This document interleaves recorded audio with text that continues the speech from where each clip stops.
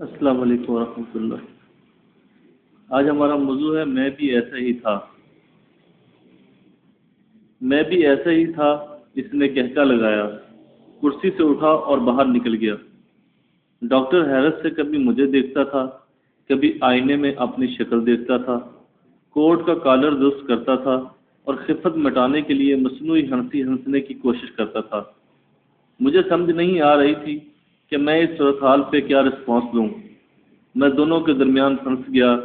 یہ دونوں اپنی اپنی جگہ درست تھے، یہ دونوں اپنے اپنے شعبے کے ماہر ہیں اور میں دونوں کا دل سے احترام کرتا ہوں۔ ڈاکٹر صاحب نفسیات دان ہیں، یہ باڈی لینگویج کے ماہر ہیں۔ اللہ تعالیٰ نے انہیں انسانوں کو بھانپنے کا ہنر دے رکھا ہے۔ یہ لوگوں کی شکل دیکھ کر ان کے موڈ، ان کی گھریلو زندگی اور ان کی صحت کا اندازہ لگا لیتے ہیں۔ میں ان کی مہارت کی بے شمار مظاہرے دیکھ چکا ہوں۔ مثلا انہوں نے مجھے 2006 میں بتا دیا تھا کہ محترمہ بینظیر بھٹو بڑی تیزی سے موت کی طرف بڑھ رہی ہیں۔ میں نے اس وقت اس بات پر یقین نہیں کیا تھا، لیکن جب 27 دسمبر 2007 کو محترمہ بینظیر شہید ہوئی تو میں ان کے آبزرویشن کا قائل ہو گیا۔ میں نے ان سے آبزرویشن کی وجہ پوچھی تو انہوں نے اطمینان سے جواب دیا کہ میں محسوس کر رہا تھا کہ محترمہ بے خوف ہوتی جا رہی ہیں۔ یہ جلا وطنی مصائب اور مہربانیوں کی بے وفائیوں سے تنگ آ چکی ہیں اور انہوں نے آخری لڑائی لڑنے کا فیصلہ کر لیا ہے۔ مجھے ان کے چہرے پر آگ یا پار قسم کی کفیات دکھائی دے رہی تھی، لہذا مجھے محسوس ہوا کہ ان کا فیصلہ انہیں موت کی طرف لے جائے گا۔ آصف علی زرداری اور میاں نواز شریف کے درمیان مری ڈکلیریشن ہوا تو ڈاکٹر صاحب نے پیشین گوئی کی کہ یہ معاہدہ جلد ٹوٹ جائے گا۔ میں نے وجہ پوچھی تو ڈاکٹر صاحب نے جواب دیا کہ میں نے آصف علی زرداری کو کبھی مسکراتے نہیں دیکھا تھا، لیکن یہ معاہدے کے درمیان مسلسل مسکرا رہے تھے۔ یہ مسکراہٹ مصنوعی لگتی تھی اور مجھے محسوس ہوتا تھا کہ بہت جلد یہ معاہدہ ٹوٹ جائے گا۔ ڈاکٹر صاحب نے 2009 میں پیشین گوئی کی تھی کہ جسٹس افتخار محمد چودھری اور ان کے ساتھی جج حکومت کے دباؤ میں نہیں آئیں گے۔ ڈاکٹر نے اس کی وجہ 2007 کی تحریک بتائی تھی۔ ڈاکٹر صاحب کا کہنا تھا کہ جج صاحبان 2007 میں اپنی عوامی قوت دیکھ چکے ہیں، یہ اب خود کو کبھی اس پوائنٹ پر نہیں لے جائیں گے جہاں عدلیہ کو دوبارہ نظریہ ضرورت کی گالیاں پڑنے لگیں۔ ڈاکٹر نے 1 سال پہلے پیشین گوئی کر دی تھی، عدلیہ حکومت کو رخصت نہیں کرے گی، لیکن حکومت خود رخصت ہو جائے گی اور یہ فوج اور عدلیہ کو اپنی رخصتی کا ذمہ دار قرار دے گی۔ ڈاکٹر نے 2010 کے شروع میں بتا دیا تھا کہ میاں نواز شریف اسمبلیوں سے استعفے نہیں دیں گے۔ میں نے وجہ پوچھی تو ڈاکٹر صاحب نے بتایا کہ میاں نواز شریف جب بھی استعفوں کی بات کرتے ہیں ان کی آنکھیں ان کی زبان کا ساتھ نہیں دیتی، اور ڈاکٹر صاحب نے 2010 میں پیشین گوئی کی تھی کہ جنرل پرویز مشرف اس وقت تک پاکستان نہیں آئیں گے جب تک امریکہ، سعودی عرب اور فوج انہیں گارنٹی نہیں دے گی۔ ڈاکٹر صاحب کی اس پیشین گوئی کا ذریعہ بھی جنرل پرویز مشرف کی باڈی لینگویج تھی۔ ڈاکٹر صاحب کا کہنا تھا کہ میڈیا جب بھی جنرل مشرف سے پاکستان واپسی کے بارے میں سوال کرتا ہے، جنرل صاحب کا لہجہ گڑبڑا سا جاتا ہے اور لہجے کی یہ تبدیلی ان کی کمزوری کو ثابت کرتی ہے۔ پرویز مشرف کو جس دن گارنٹی مل جائے گی یہ اپنی بات کا آغاز ہی واپسی سے کریں گے، وغیرہ وغیرہ۔ لہٰذا میں جانتا ہوں ڈاکٹر صاحب شخصیات کو بھانپنے میں ماہر ہیں۔ میں نے آج تک ان کی کوئی پیشین گوئی غلط ہوتے نہیں دیکھی، جبکہ ان کے مقابلے میں دوسرے صاحب بھی بڑے باکمال انسان ہیں۔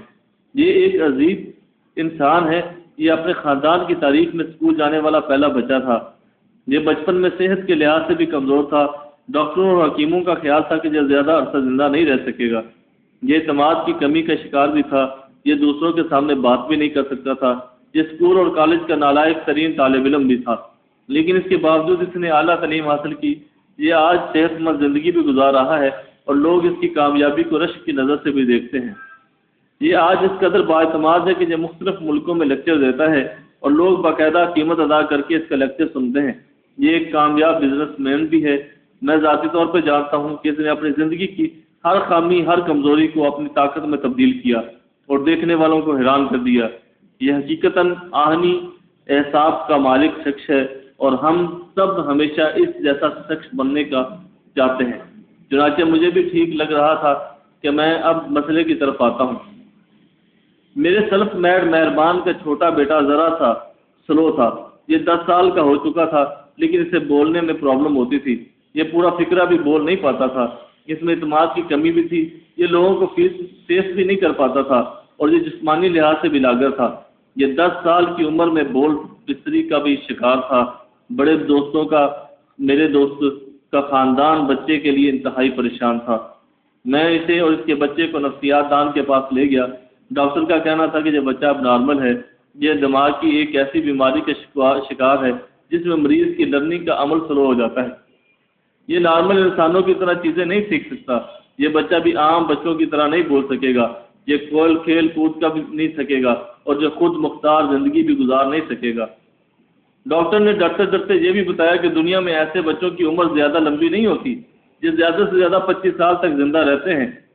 صاحب نے اطمینان سے یہ بات سنی، کہکا لگایا اور بولا، میں بھی بچپن میں ایسے ہی تھا۔ اس نے ڈاکٹر کے ساتھ ہاتھ ملایا، دروازہ کھلا اور باہر نکل گیا۔ اس کا بیٹا باہر بیٹھا تھا، اس نے بچے کو گلے لگایا اور اس کو گود میں اٹھایا اور کلینک سے باہر نکل گیا۔ ڈاکٹر صاحب نے اس کے رویے پر حیران تھے کہ میں ان کے ساتھ تسلی دی اور ان سے کہا کہ دنیا میں ہر بات ہر فیصلہ قطعی نہیں ہوتا۔ یہ شخص اس رویے میں حق بجانب تھا، کیونکہ یہ جب چھوٹا تھا تو اس وقت ڈاکٹروں اور حکیموں نے اس کے بارے میں وہی رائے دی تھی جس قسم کی فائنڈنگ آپ نے اس بچے کے بارے میں دی۔ یہ شخص اگر کسی سپورٹ کے بغیر نارمل بلکہ ایکسٹرا نارمل زندگی گزار سکتا ہے یا اپنی نفسیاتی اور جسمانی کمزوری پر قابو پا سکتا ہے تو اس کا بیٹا ایسا کیوں نہیں کر سکتا؟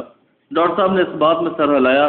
میں نے ان سے عرض کیا، ڈاکٹر صاحب، ڈاکٹروں نے آئنسٹائن کو بھی اب نارمل بچہ ڈکلیئر کر دیا تھا۔ یہ بھی سلو تھا، اس نے بھی اسکول لیٹ جانا شروع کیا تھا، یہ بھی بھاگ دوڑ نہیں سکتا تھا، یہ بھی اسکول کا نالائق طالب علم تھا، مجھے بھی مرغی کے انڈوں پر بیٹھ کر سوچتا تھا کہ میں اگر انڈوں پر بیٹھوں گا تو ان سے کیا نکلے گا۔ لیکن یہ آئنسٹائن بعد میں دنیا کا سب سے بڑا دماغ ڈکلیئر ہوا۔ آج جدید فزکس اسی 80% کریڈٹ آئنسٹائن کو جاتا ہے۔ آئنسٹائن کیسا شخص تھا، اس کا انداز آپ صرف ایک واقعہ سے لگا لیجئے۔ آئنسٹائن نے 1905 میں اضافت کا نظریہ دیا تھا۔ یہ 10 سال تک اس فارمولے کی تشریح کرتا رہا، لیکن پوری دنیا میں صرف 4 لوگ اس فارمولے کو سمجھ سکے۔ آئنسٹائن اس قدر مخبوط الحواس شخص تھا کہ یہ ایک دن پیدل جا رہا تھا، راستے میں کسی شخص نے اسے روک کر باتیں کرنا شروع کر دی۔ گفتگو کے دوران اس کا رخ بدل گیا، یہ اس طرف چل پڑا جس طرف سے یہ آیا تھا۔ یہ تھوڑی دیر چلنے کے بعد کنفیوز ہو گیا۔ اس نے اس شخص کو آواز دی، پاس بلایا اور اس سے کہا، تم مجھے اتنا بتا دو کہ میں اسی طرف سے آ رہا تھا یا اس سے دوسری طرف سے؟ اجنبی نے ہنس کا جواب دیا، جناب اس سے کیا فرق پڑے گا؟ آئنسٹائن نے کہا، بڑا فرق پڑتا ہے، شمال کی طرف میرا گھر ہے اور جنوب کی طرف دفتر۔ میں اگر شمال سے آ رہا تھا تو اس کا مطلب ہے میں گھر سے کھانا کھا کر نکلا ہوں، اگر میں جنوب سے آ رہا تھا تو اس کا مطلب ہے میں بھوکا ہوں، مجھے فوری طور پر کھانا کھانا چاہیے۔ آپ آئنسٹائن کا جواز دیکھیے، کیا آپ یہ جواز سن کر اس شخص کو نارمل کہہ سکتے ہیں؟ یہ پاگل پن کی تمام تعریفوں پر پورا اترتا ہے، لیکن یہ دنیا کا سب سے بڑا دماغ تھا۔ آپ اسٹیفن ہاکنگ کو دیکھ لیجئے گا، یہ شخص پورے جسم میں پلکوں کے سوا کسی عضو کو حرکت نہیں دے سکتا تھا۔ یہ 50 برسوں سے ویل چیئر پر پڑا ہے، لیکن اس کے باوجود اس نے کائنات کی وسعت کا فلسفہ دیا اور پوری دنیا کو حیران کر دیا۔ یہ آئنسٹائن کے بعد دنیا کا دوسرا بڑا دماغ کہلاتا ہے۔ مگر آپ اسٹیفن ہاکنگ کو دیکھیں تو یہ آپ کو کسی بھی زاویے سے نارمل نہیں لگے گا۔ یہ سلسلہ صرف یہاں تک نہیں رکتا، آپ ایبل کے چیف ایگزیکٹو انجہانی اسٹوباس کو دیکھ لیجئے گا، مائکروسافٹ کے سابق چیئرمین بل گیٹس کو دیکھ لیجئے۔ یہ تمام لوگ بچپن میں اب نارمل تھے، یہ زندگی کے کسی بھی حصے میں نارمل زندگی نہیں گزار سکے، لیکن اس کے باوجود ان لوگوں نے انسانی عقل کو حیران کر دیا۔ ڈاکٹر صاحب میری بات اطمینان سے سنتے رہے۔ میں نے عرض کیا، یہ اس حقیقت سے واقف تھا، چنانچہ یہ کہہ لگا کر آپ کے آفس سے چلا گیا۔ یہ جانتا ہے کہ قسمت ایک ایسی کنجی ہے جو پرانے سے پرانے اور پیچیدہ سے پیچیدہ تالے کو یوں چٹکی بجاتے کھول دیتی ہے۔ دنیا کی سائنس جہاں پہنچ کر رک جاتی ہے، اللہ تعالیٰ کا کرم، اللہ تعالیٰ کا فضل وہاں سے شروع ہوتا ہے۔ اس اللہ تعالیٰ کا فضل اور کرم جس نے دنیا کے سب سے بڑے پاگل کو آئنسٹائن بنا دیا تھا، آپ دیکھ لیجئے گا یہ بچہ بھی اپنے